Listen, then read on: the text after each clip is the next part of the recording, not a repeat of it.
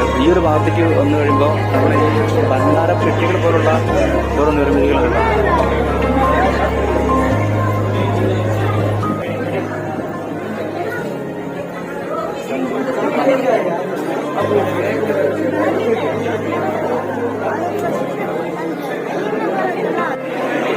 പിന്നെ നമ്മൾ വരുന്നത് ഈ ഒരു എൻട്രൻസിലേക്കാണ്.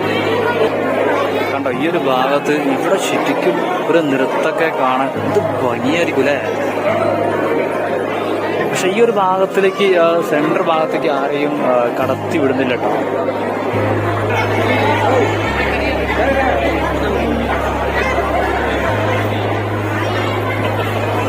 ശരിക്കും എന്തൊരു ഭംഗിയല്ലേ. മുകളിലൊക്കെ ഫുള്ള് പിക്ചറൈസ് വെച്ചിട്ടുണ്ടാവും. തൂണനെ കാണാൻ ഭീകര ഭംഗി.